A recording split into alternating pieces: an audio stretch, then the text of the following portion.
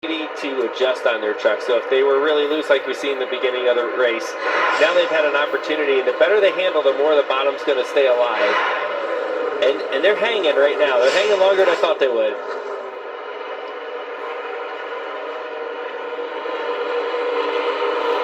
There's Daniel Hemrick on the inside in the 19 truck. Haven't talked about him today.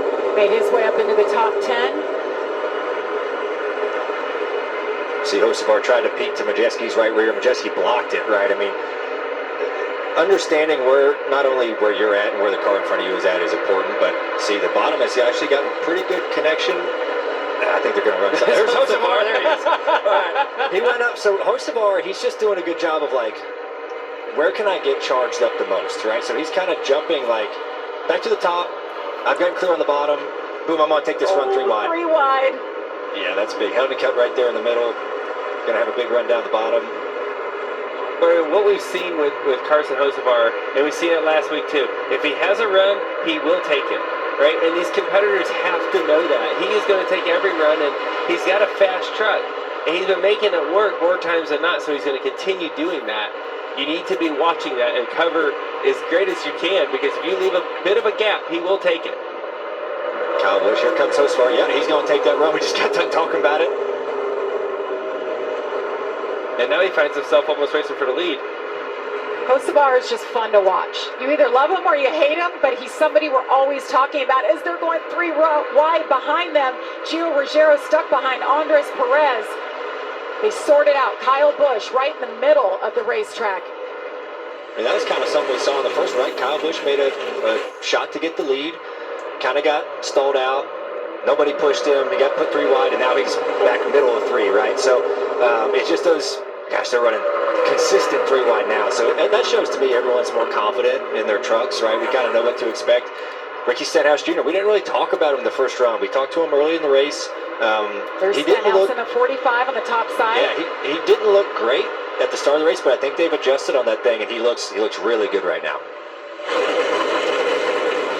Great racing here. 26 laps to go in stage number 2. Ben Rhodes has led 46 laps today, and he continues to lead here at Atlanta.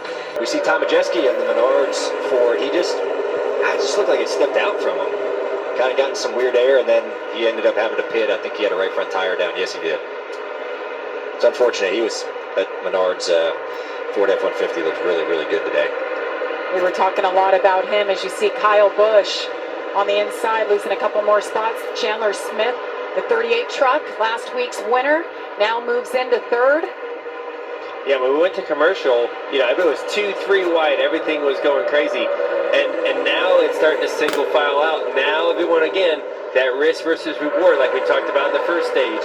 When it starts getting single file, you don't pull off the move.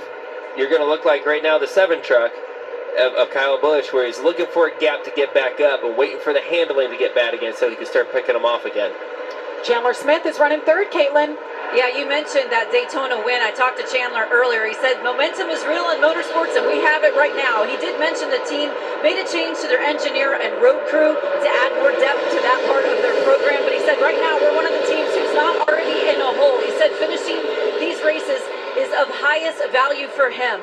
But he said the mentality and the aggression, it does shift now that we are back to a more orthodox style of racing for a championship. And Ryan and Joey, I know you can relate to that since it changed on the Cup Series side as well.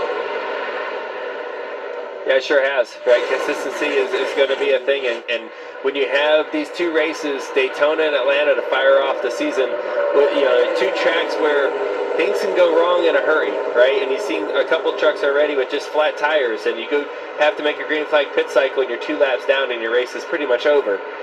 That can happen, you know, and obviously a late race crash. We've seen all those things happen at these super speedway type racetracks. We saw Honeycutt get in the wall earlier, and it looks like he's got a tire going down. Have a flat, I'm going to try to whip it. And it's tough to limp. I mean, if it's a slow leaker, maybe he can, but there's still 16 laps, 15 laps to go, and this is where he got the flat tire and where he hit the wall before. And I think, you know, maybe 2 more laps. We just talked about it. If you pit, your race is kind of over if you go 2 laps down. If you stay out and the tire goes flat, your race is over.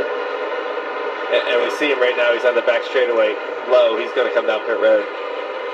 Can only limp it so long. Back in 23rd when he pulls off the racetrack coming down pit road. Meanwhile, up front, Ben Rhodes trying to hold off Stuart Friesen, who finished runner-up here a year ago, and so much has happened in that man's life since then. Had a major accident racing last July, fractured his pelvis, broke his back, his leg.